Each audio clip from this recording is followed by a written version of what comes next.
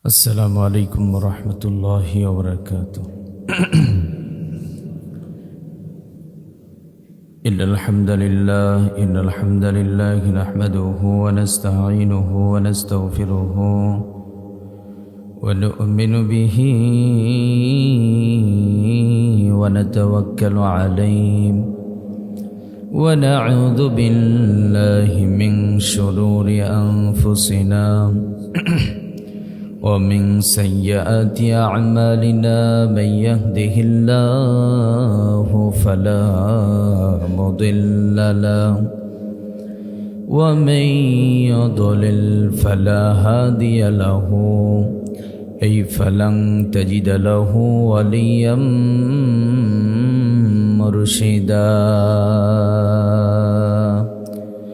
ونشهد أن لا إله إلا الله وحده لا شريك له والذي لا ضد له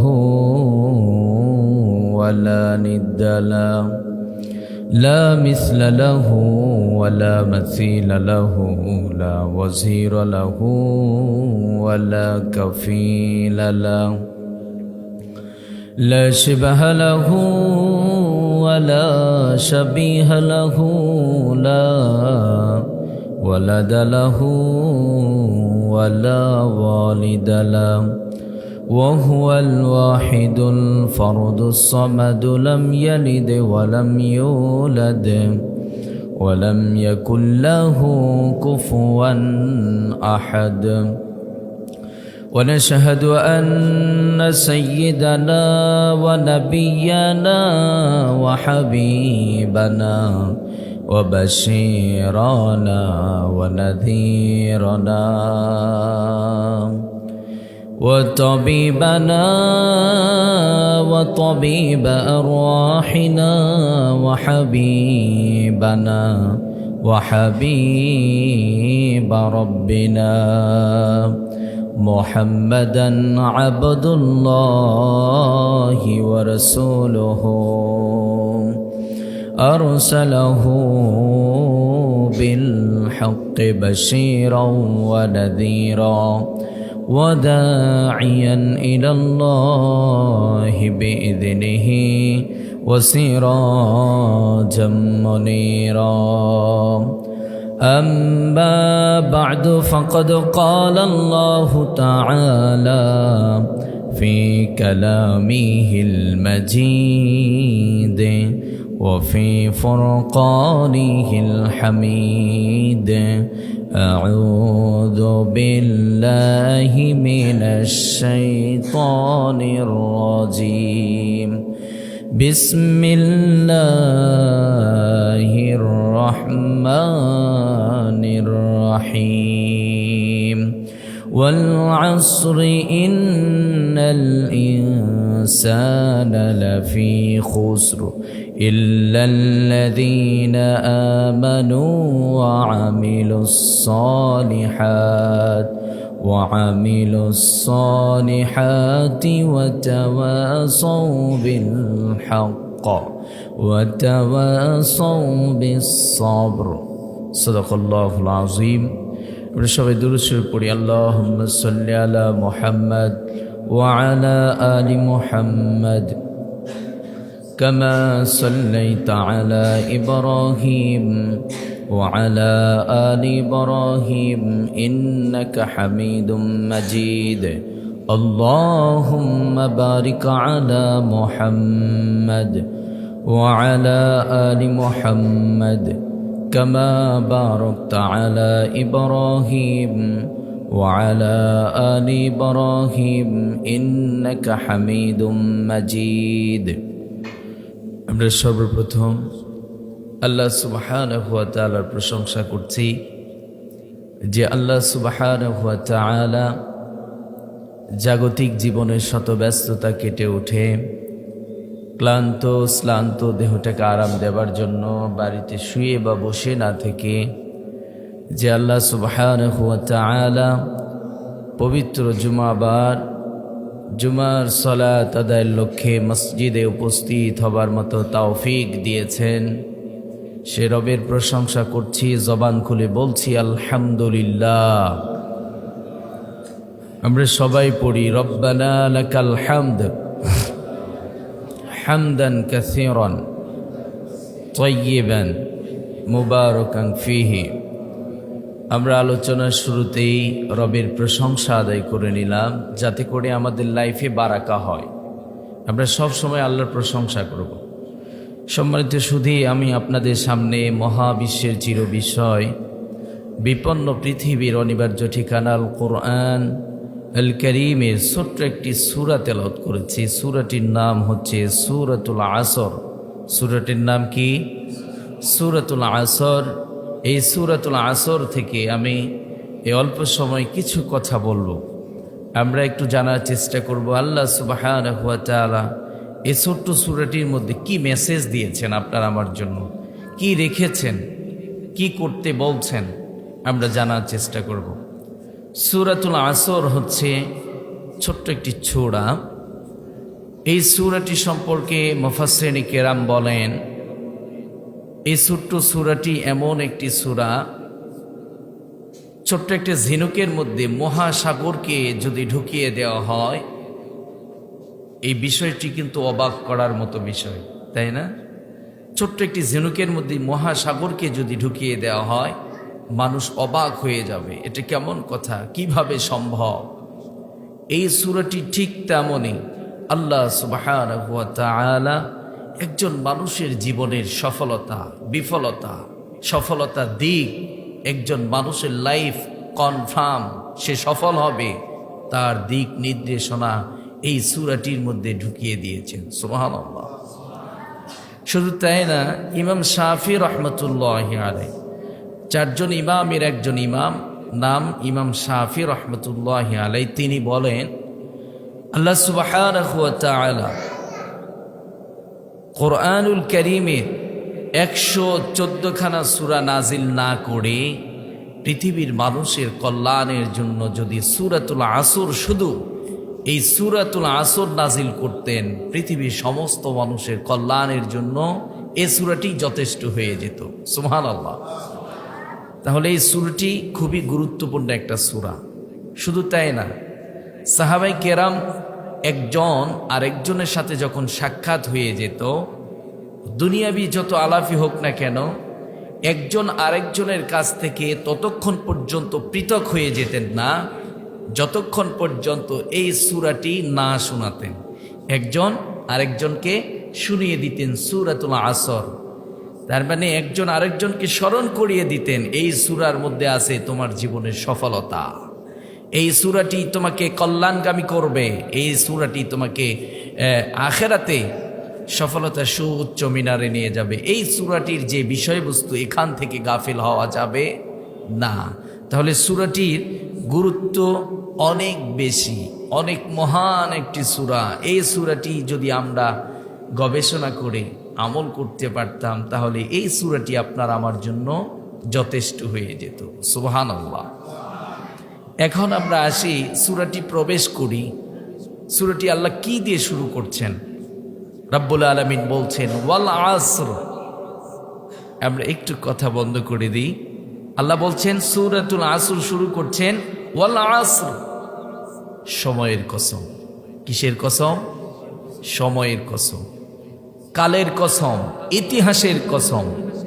এই সময়টাই কিন্তু গড়ে গড়ে ইতিহাসের পাতায় সব লেখা হয়ে যায়। কথা বলেন।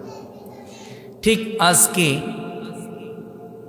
এই টাইমে যদি কোনো উল্লেখযোগ্য কোনো ঘটনা ঘটে যায়, এটা কিন্তু ইতিহাসের পাতায় লেখা থাকবে যে বাংলাদেশে আপনার ফেব্রুয়ারি মাসের অমুক তারিখে জুমাবারে এই ঘটনাটি ঘটেছে, এটা লেখা হয়ে যাবে। এই সময়টাই গড়িয়ে ইতিহাস, সব কিছু এই ইতিহাসের পাতায় লিপিবদ্ধ থাকে। কথা বলেন ঠিক কি না? শুধু তাই না, মানুষ জীবনে যা করে সব কিছু লেখা হচ্ছে। দুই কাঁধে দুইজন ফেরেশতা আছে না নাই? এই সময়টার মধ্যে আপনি কি করছেন, এগুলো সব লিপিবদ্ধ করা হচ্ছে। আল্লাহ এই জন্য সময়ের কসম করছেন, যুগের কসম করছেন, কালের কসম করছেন। এখন আসি, আল্লাহ তো নরমালি বলতে পারতেন সময়ের কসম কেন বললেন? আল্লাহ আপনার আমার ডিমান্ড বোঝেন, আপনার আমার আদত বোঝেন, আপনার আমার তবিয়ত বোঝেন। আমরা কসম কিন্তু বিশ্বাস করি। কসম বিশ্বাস করি কি না? একজন কোন একটা কাজ করেছে, বিশ্বাস করতে চাচ্ছে না, আপনি যখন বলবেন মায়ের কসম দিলাম, অথবা কোরআন শরীফ হাতে নিয়ে আমরা কসম করি কি করি না? কোরআনুল কারীম হাতে নিয়ে আমরা কসম করি। কেন করি? কসম আমরা বিশ্বাস করি। আবার আমরা যখন কসম করি, আমরা কিন্তু নর্মাল কোনো জিনিসের কসম করি না। মা আমার লাইফে সেরা, মা আমার জীবনের সবচাইতে সেরা ম্যান, মায়ের যখন কসম করি তখন সেটা দাম বেড়ে যায়। সুবহানাল্লাহ। আল্লাহ সুবহানাহু ওয়া তাআলা দেখছেন আমার গোলামেরা কসম বিশ্বাস করে, আল্লাহর কথার দাম বাড়ানোর জন্য আল্লাহ এখানে কসম করেন নাই। আল্লাহর কথা কসম ছাড়াও যেমন দামি, হার্ড, আল্লাহর কথা কসম ছাড়াও ঠিক তেমনই গুরুত্বপূর্ণ। কিন্তু আল্লাহ এখানে কসম করেছেন কেন? আমার গোলামেরা কসম বিশ্বাস করে, কসম করে কথা বললে ওইটার গুরুত্ব তাদের কাছে বেড়ে যায়। আল্লাহর মতো সত্তা, তিনিও কসম করে সময়ের গুরুত্ব বুঝিয়েছেন। সুবহানাল্লাহ। আমরা তো কসম করি আমাদের কথার গুরুত্ব বোঝানোর জন্য, আল্লাহ এখানে কসম করেছেন কথার গুরুত্ব বোঝানোর জন্য নয়। আমার তবিয়ত কসম বিশ্বাস করি, এইটা আল্লাহ কসম করে আপনার আমার তবিয়তের সাথে মিল করে আল্লাহ উপস্থাপন করছেন। ওয়াল আসর, সময়ের কসম। সময়ের কসম করে আল্লাহ এটি বুঝাতে চাইলেন, গোলাম সময় কিন্তু তোমার লাইফে সেরা একটা বস্তু। বলা যেতে পারে তোমার বিজনেসের পুঁজি হচ্ছে এই সময়। সুবহানাল্লাহ। সময় আছে আপনি বড় বিজনেসম্যান হতে পারবেন, সময় আছে আপনি নামাজ, কোরআন, সিয়াম রেখে আপনি জান্নাতি হতে পারবেন। সুবহানাল্লাহ। আপনার পাকিস্তানের বিচারপতি জাস্টিস আল্লামা তাকি ওসমানী, তিনি একটি কিতাব লিখেছেন, পড়ার সুযোগ আমার হয়েছে। তিনি কিতাবটা লেখার পরে কিতাবের শিরোনাম দিয়েছেন, একজন মানুষের জীবনের শ্রেষ্ঠ সম্পদ হচ্ছে সময়। সময় আপনার আমার লাইফে শ্রেষ্ঠ সম্পদ। এই সময়টাকে কাজে লাগিয়ে অনেকে অনেক বড় ইঞ্জিনিয়ার হয়ে যায়, অনেকে বড় বড় সফলতা অর্জন করে। সময়টাই যদি না থাকতো তাহলে এই দুনিয়া পেতাম না, লাইফও থাকতো না, জীবনে কিছুই হতো না। কথা বলেন। এই জন্য বলা যেতে পারে সময় আছে, জান্নাত আছে, জাহান্নাম আছে, সময় নেই, কিছুই নেই। সময় পেয়েছেন, হায়াত পেয়েছেন, আল্লাহ সন্তুষ্টি অর্জন করে আপনি আখিরাতে জান্নাতি হতে পারবেন। সময় পেয়েছেন, আপনি সময়গুলোকে কাজে লাগান নাই, গুনাহের কাজে আপনি সময়গুলোকে নষ্ট করেছেন, আল্লাহ আপনাকে কিন্তু জাহান্নামে দেবে। তাহলে আল্লাহ সময়ের গুরুত্ব বোঝানোর জন্য শুরু করছেন ওয়াল আসর। আমরা যেন এখান থেকে মেসেজ নেই, এই সময়টা কিন্তু খুবই গুরুত্বপূর্ণ একটা সাবজেক্ট। এই সময়টাকে আমরা সবাই কাজে লাগাবো। রাজি আছি তো? সময়গুলো হয় আখিরাতের কাজে লাগাতে হবে অথবা দুনিয়ার কাজে। তারপরে আল্লাহ কি বলছেন? তারপরে রব্বুল আলামিন বলছেন ইন্নাল ইনসানা লাফি খুস। রব্বুল আলামিন সময়ের কসম করলেন, সময়ের কসম করার পরেই বলছেন ইন্নাল ইনসানা লাফি খুস। রব্বুল আলামিন বলছেন পৃথিবীর সমস্ত মানুষ ক্ষতির মধ্যে। নিশ্চয় পৃথিবীর সমস্ত মানুষ ক্ষতির মধ্যে। আমরা বুঝবো কেমনে ক্ষতির মধ্যে? ক্ষতির দুইটা ব্যাখ্যা হতে পারে। কয়টা ব্যাখ্যা? দুইটা ব্যাখ্যা।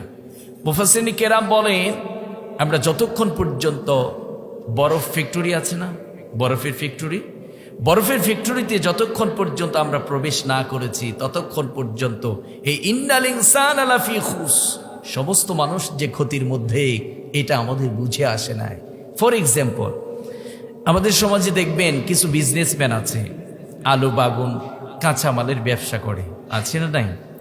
আবার কিছু ভাই আছে দেখবেন বরফ কল থেকে বরফ কিনে বরফের বিজনেস করে, আছে না নাই?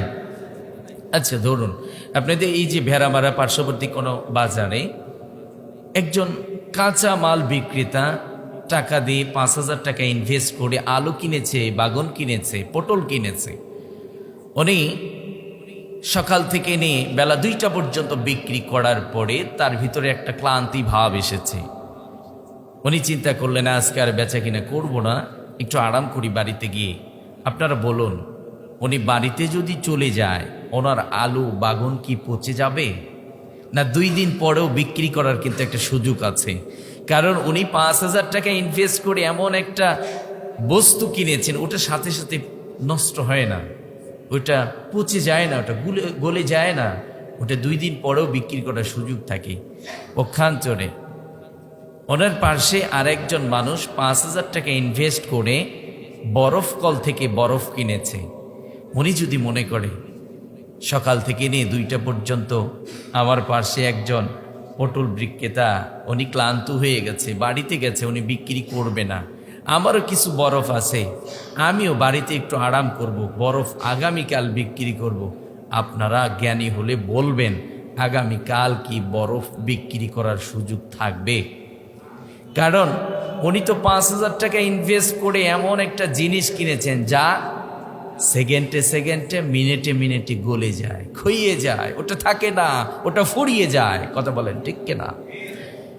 ঠিক তেমনই পৃথিবীর কাফের মুশরিকদের লাইফের সাথে আপনার লাইফ মিলিয়ে যদি মনে করেন, ওরা তো অনেক শান শওকতে চলে, ওরা নামাজ পড়ে না, ওরা গান বাজনা করে, ওরা মদ্যপান করে, ওদের মতো করে যদি আপনি আমিও যদি মনে করি ওনারা যদি এত আনন্দ ফুর্তি করতে পারে, আমি কেন পারবো না? কারণ ওরা তো জান্নাতি হবে না, ওরা পটল বিক্রেতার মতো ওরা যা খুশি তাই করতে পারে। কিন্তু আপনি আমি তো বিপদের মধ্যে আছি, কারণ আপনার আমার এই হায়াতগুলোর জবাবদিহিতা করতে হবে। আপনার আমার হায়াত নামক বস্তুটা ওই বরফের মতো সর্বক্ষণে ফুরিয়ে যায়, ঠিক কিনা? অনেকে বলে হুজুর হায়াত বাড়ে, বয়স বাড়ে। বয়স বাড়ে না, বয়স কমিয়ে যায়। আপনার অ্যাকাউন্টে আছে 70 বৎসর হায়াত, সেখান থেকে 5 বৎসর চলে গেছে। আপনারা বলুন, হায়াত কি বাড়িয়েছে না কমিয়েছে? কমে গেছে। তার মানে আমরা হায়াত খাওয়ানোর দিকে বর্তমান ব্যবসায় লসে আছি। কিসে আছি? এই যে হায়াত কমিয়ে যাচ্ছে, আমাদের হায়াতগুলোর খাওয়ানোর দিক দিয়ে আমরা বর্তমান লসে আছি। রব্বুল আলামিন তারপরে বলছেন, গোলাম, পৃথিবীর সমস্ত মানুষের হায়াতগুলো কমিয়ে যাচ্ছে, পৃথিবীর সমস্ত মানুষের হায়াতগুলো কমিয়ে যাচ্ছে, তবে 4টা কর্মসূচি যারা হাতে নিতে পারবে। কয়টা কর্মসূচি? 4টা কর্মসূচি যারা হাতে নিতে পারবে, আল্লাহ বলছেন তাদেরও হায়াত ক্ষয়ে যাচ্ছে, তবে তারা ক্ষতির মধ্যে পড়বে না, তারা সফল হবে। সুবহানাল্লাহ। এই ক্ষতি থেকে বাঁচার জন্য আল্লাহ পরের আয়াতে 3 নম্বর আয়াতের মধ্যে আল্লাহ 4টি কর্মসূচি দিয়েছেন। কয়টি কর্মসূচি? 4টি কর্মসূচি। এই 4টি কর্মসূচি যাদের মধ্যে থাকবে, আল্লাহ বলছেন তারা ক্ষতির মধ্যে নয়, তারা দুনিয়াতেও সফল, আখিরাতেও সফল। কারণ সফলতা বিফলতা কার হাতে? আল্লাহ তো আপনাকে আমাকে সৃষ্টি করেছেন, আল্লাহ জানেন কোন কাজে আপনি সফল হবেন, কোন কাজে আপনি ব্যর্থ হবেন, জানেন একমাত্র তিনি কে? তাহলে আল্লাহ প্রথমেই বললেন সময়ের কসম, পরে বললেন সমস্ত মানুষ ক্ষতির মধ্যে আছে, তবে ওই মানুষগুলো ক্ষতির মধ্যে নয় যারা 4টা কাজ করতে পারবে, 4টা কর্মসূচি হাতে নিতে পারবে, তারা কিন্তু ক্ষতির মধ্যে নয়। 1 নাম্বার, রব্বুল আলামিন বলছেন, ইল্লাল্লাযীনা আমানু ওয়া আমিলুস সালিহাতি ওয়া তাওয়াসাউ বিল হাক্কি ওয়া তাওয়াসাউ বিস সবর। রব্বুল আলামিন বলছেন, ইল্লাল্লাযীনা আমানু, যারা ঈমান এনেছে, রব্বুল আলামিন বলছেন তারা কিন্তু ক্ষতির মধ্যে নয়, ক্ষতির হাত থেকে বাঁচিয়ে দিয়েছেন একজন, তিনি কে? ক্ষতি থেকে বাঁচতে হলে আপনাকে আমাকে ঈমান আনতে হবে একজনের প্রতি, তিনি কে? আবার রব্বুল আলামিন বলছেন, গোলাম, তোমাদের লাইফে যতই আমল করো না কেন, কোনোটাই আমি কবুল করব না, কোন আমলটি আমার কাছে আসবে না যতক্ষণ পর্যন্ত তোমরা ঈমান না এনেছো। লাইসাল বিররা আন তুওয়াল্লু ওয়ুজুহাকুম কিবলাল মাশরিকি ওয়াল মাগরিবি ওয়ালাকিন্নাল বিররা মান আমানা বিল্লাহ। রব্বুল আলামিন বলছেন, ও গোলাম, তোমরা তোমাদের চেহারাকে পূর্ব দিকে ঘুরিয়েছ, পশ্চিম দিকে ঘুরিয়েছ, আর তোমরা ভেবে নিয়েছ এটাই বড় পূর্ণতা।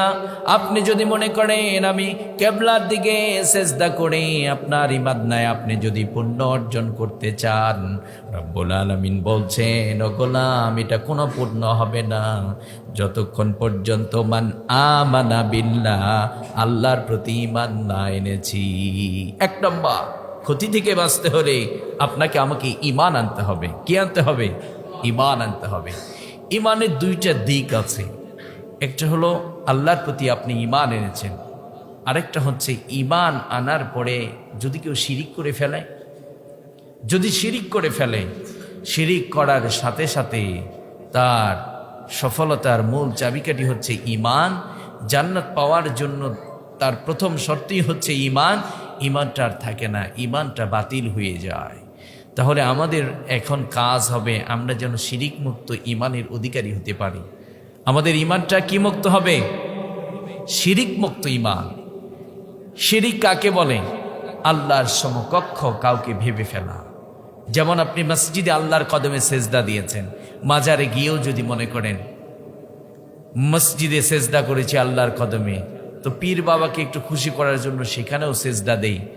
আপনি আল্লাহর কদমে সেজদা দিয়ে যখন মাজারে সেজদা দেবেন, আপনি সাথে সাথে শিরিক করে আপনি মুশরিক হয়ে যাবেন। আপনার ঈমান থাকবে না, আপনার আমল যা ছিল সব বাতিল ঘোষণা করা হবে। তার মানে আমাদের সেজদা একমাত্র কার জন্য? আমাদের যত আমল হবে, যত চাওয়া হবে, সব কিছু কার জন্য? আল্লাহর কাছে চাবো আমরা। আমাদের ডিমান্ডগুলো পূরণ করেন আল্লাহ। জীবনে অনেক কষ্ট থাকবে, অনেক ব্যর্থতা থাকবে, আল্লাহর কাছে চাবেন, আল্লাহ আমি কষ্টে আছি, আমি অনেক বিপদের মধ্যে আছি, আমাকে এই বিপদ থেকে আপনি বাঁচিয়ে দেন। আমার ঋণ আছে, ঋণ মুক্ত করে দেন। এই তাকওয়া, এই বিশ্বাস আমাদের থাকতে হবে, কারণ আমরা মুসলমান, আমরা ঈমানদার। কারণ যখন আমরা ঈমান এনেছি, বলেছি তকদিরের ভালো মন্দ যা কিছু হয় কার পক্ষ থেকে, বিপদ এসেছে কার পক্ষ থেকে। আল্লাহ মাঝে মধ্যে পরীক্ষা করতে চান। যাদের লাইফে পরীক্ষা নেই দেখবেন ওদের লাইফটা ডেভেলপ হয় না, লাইফে ভালো কিছু হয় না। কষ্ট করে যারা পরীক্ষায় উত্তীর্ণ হতে পারে তারাই ভালো একটা অবস্থানে যেতে পারে, তারা বড় সফলতা পেয়ে যায়। আপনার লাইফে ব্যর্থতা আসবে, বিপদ আসবে, বালা মুসিবত আসবে, কিন্তু মুমিনরা কখনো আল্লাহর পথ থেকে দূরে সরে যায় না, চাবেই তারা আল্লাহর কাছে। তাহলে শিরিক মুক্ত ঈমান আপনাকে আমাকে আনতে হবে। যে ঈমানের মধ্যে শিরিক থাকে ওই ঈমানটা আল্লাহ গ্রহণ করে না। তাহলে এক নম্বর ক্ষতি থেকে বাঁচতে হলে আপনাকে আমাকে ঈমান আনতে হবে। কি ঈমান? শিরিক মুক্ত ঈমান আনতে হবে। দ্বিতীয় নম্বর, রব্বুল আলামিন বলছেন ওয়া আমিলুস সালিহাত। ক্ষতি থেকে বাঁচতে হলে আপনাকে আমাকে আমলে সালেহা করতে হবে, ভালো আমল করতে হবে। নামাজ ভালো আমল, সিয়াম ভালো আমল, মানুষকে খাওয়ানো এটা ভালো আমল। কোরআন এবং সুন্নাহর আলোকে এই ভালো ভালো কাজগুলো যদি আপনি আমি করতে পারি, এটা হবে আমলে সালেহ। আর আমলে সালেহ যাদের থাকবে, ঈমান যাদের থাকবে, তারা ডিরেক্টলি জান্নাতে যাবে। সুবহানাল্লাহ। আল্লাহ বলছেন গোলাম তোমরা জান্নাতে যেতে চাও নাকি? আমরাও বললাম আল্লাহ আমাদের টার্গেট হচ্ছে জান্নাত, আমরা জান্নাত পেতে চাই। কারণ জান্নাত পাওয়া বড় সফলতা। জীবনে কি করেছি আর না করেছি, আল্লাহ নামাজ পড়েছি বা ছেড়েছি, তারপরে তো স্বপ্ন আমি জান্নাতে যাব। আছে না নাই আমাদের স্বপ্ন? আমরা যতই পাপ করি না কেন, তারপরও আমাদের স্বপ্ন আমরা জান্নাতে যাব। আল্লাহ বলছেন গোলাম জান্নাতে যাবা, জান্নাত আমিও দেব। তবে তোমরা ছোট জান্নাত চাইতে ভুল করতে পারো, চেয়ে ফেলতে পারো ছোট জান্নাত, তবে আমি জান্নাত দেব যদি ঈমান আনতে পারো, আমলে সালেহ করতে পারো। তোমাদেরকে সবচাইতে হায়ার ক্লাসের জান্নাত, জান্নাতুল ফিরদাউস দেব। সুবহানাল্লাহ। আমরাও আল্লাহর কাছে যখন দোয়া করব, আল্লাহ হাবিব সাল্লাল্লাহু আলাইহি ওয়াসাল্লাম আপনাকে আমাকে শিখিয়েছেন আমরা জান্নাত চাই, আল্লাহর কাছে হাত উঠাই, আল্লাহকে বলি আল্লাহ আমি জান্নাত চাই। আপনার আমার প্রিয় নবী বিশ্ব নবী মুহাম্মদ সাল্লাল্লাহু আলাইহি ওয়াসাল্লাম শিখিয়েছেন, ও আমার উম্মতেরা তোমরা যখন জান্নাতের জন্য দোয়া করবা, ভুল করে যেন ছোট জান্নাত না চেয়ে ফেলো। কারণ তুমি জান্নাত চেয়েছো, ছোট জান্নাত আল্লাহ দিয়েছেন, তুমি ঠকে গেছো, ছোটটা পেয়ে গেছো। তো তোমরা যখনই জান্নাতের জন্য দোয়া করবা, ছোট ছোটটা চেয়ে ঠুকে যেও না, তোমরা আল্লাহর কাছে বড়টা চেয়ে নেও। সুবহানাল্লাহ। তাহলে আমরা আল্লাহর কাছে বলবো, আল্লাহ আপনি আমাকে জান্নাতুল ফেরদাউস দেন। আল্লাহকে বলবেন, আল্লাহ আমাকে জাহান্নাম থেকে মুক্তি দেন, জান্নাতুল ফেরদাউসের অধিবাসী বানিয়ে দেন। আল্লাহ আপনাকে আমাকে সবাইকে জান্নাতুল ফেরদাউসের অধিবাসী যেন বানিয়ে দেন। সবাই পড়ে না আমিন। তাহলে ক্ষতি থেকে বাঁচার জন্য দ্বিতীয় যে কাজটি করতে হবে সেটি হলো আমলে সলেহ করতে হবে। সময় তো শেষ হয়ে যাচ্ছে, আর দুটো আছে, বলবো কি? তৃতীয় নম্বর আল্লাহ বলছেন ওয়াতাওয়াসাউ বিল হাক্কি ওয়াতাওয়াসাউ বিস সবর। আল্লাহ বলছেন ক্ষতি থেকে বাঁচার জন্য তৃতীয় যে কাজটি করতে হবে সেটি হলো আপনাকে আমাকে হকের উপর থাকতে হবে। হক বাতিল, হকের উপর যারা থাকে তারা হিজবুল্লাহ থাকে, যারা আল্লাহর দলে থাকে। হক হচ্ছে কোরআন এবং সুন্নাহ যারা মেনে নেয় তারা হকের পথে থাকে, আর হক সত্য হকের প্রতি যারা থাকে তারা আল্লাহর দলের মানুষ, আল্লাহ তাদেরকে জান্নাতে দেন। সুবহানাল্লাহ। তাহলে আমরা, আল্লাহ এখানে দুটো কথা বলেছেন, ওয়াতাওয়াসাউ বিল হাক্কি ওয়াতাওয়াসাউ বিস সবর। আল্লাহ বলছেন তোমরা তো নিজেরাও হকের উপরে থাকবা, তোমার প্রতিবেশী, তোমার দেশের জনগণ, তোমার ইউনিয়নের, তোমার মুসলিম ভাইদেরকে তুমি যে হকের উপরে আছো তোমরা তাদেরকেও হকের উপরে থাকার জন্য ওয়াজ করবা। কি করবেন? আমি হকের উপরে আছি, আরেকজন হকের উপরে নাই, তাকেও বলবেন ভাই আপনি হকের উপরে থাকেন। তারপরে আল্লাহ বলছেন ওয়াতাওয়াসাউ বিস সবর। আল্লাহ আগে হকের কথা বলেছেন। কেন বলেছেন? হকের উপর যারা থাকে তাদের প্রতি ঝড় আসে, তাদের প্রতি বালা মুসিবত আছে, জেল আসে, জরিমানা আসে, ফাঁসির দড়িতে ঝুলতে হয়, মাঝে মধ্যে বাতিল শক্তি তাকে আগুনের মধ্যেও ঢুকিয়ে দিতে পারে। এই জন্য আল্লাহ আগে বলেছেন ওয়াতাওয়াসাউ বিল হাক্কি ওয়াতাওয়াসাউ বিস সবর। তোমরা নিজেরাও হকের প্রতি অটল থাকো, আরেকজনকে হকের প্রতি থাকার জন্য ওয়াজ করো। ওয়াতাওয়াসাউ বিস সবরি ওয়াতাওয়াসাউ বিস সবর। আল্লাহ বলছেন এই যে হকের প্রতি আছো তুমি, তোমার প্রতি যে বালা মুসিবত আসবে, তোমার প্রতি যে মামলা হামলা আসবে, তুমি কিন্তু হকের পথ থেকে দূরে সরে যেতে পারবা না। তুমি এখন সবর করবা। কি করবেন? বিপদ আসবে কিন্তু মুমিনরা হতাশ হবে না, তারা সবর করবে, তারা ধৈর্য ধারণ করবে। ধৈর্য ধারণ করে তারা শক্ত হাতে তারা দাঁড়িয়ে থাকবে, আল্লাহ তার পথকে সহজ করে দেবেন। সুবহানাল্লাহ। এই যে আরেকজনকে আপনি হকের কথা বলেছেন তার প্রতিও জুলুম আসতে পারে, আপনি তাকেও বলবেন ভাই হতাশ হবেন না, সবর করেন, সবর করেন, ধৈর্য ধারণ করেন। এই কষ্ট বেশি দিনের না, পথ খুলে দেবেন একজন, তিনি কে? তাহলে ক্ষতি থেকে বাঁচতে হলে 4টি কর্মসূচি। 1 নম্বর ঈমান, 2 নম্বর আমলে সালেহ, 3 নম্বর হকের উপর নিজেও থাকতে হবে, আরেকজনকে হকের প্রতি থাকার জন্য ওয়াজ করতে হবে। এই যে হকের পথে আপনি চলবেন, তখন আপনার প্রতি বালা মুসিবত আসবে, কষ্ট আসবে, তখন আপনি নিজেও সবর করবেন, আরেকজনকেও সবরের ওয়াজ করবেন। আল্লাহ বলছেন এই 4টি কর্মসূচি যারা গ্রহণ করেছে তারা কিন্তু ক্ষতির মধ্যে নয়, তারা জান্নাতের অধিবাসী হবে। আল্লাহ সুবহানাহু ওয়া তাআলা আপনাকে আমাকে এই 4টি কর্মসূচি হাতে নিয়ে এই মহা ক্ষতি থেকে বাঁচিয়ে আল্লাহ যেন আপনাকে আমাকে বড় সফলতা জান্নাতের মালিকানা দিয়ে দেন। সবাই পড়ে না আমিন। সুবহানাকাল্লাহুম্মা ওয়া বিহামদিক আশহাদু আল্লা ইলাহা ইল্লা আনতা আস্তাগফিরুকা ওয়া আতুবু ইলাইক।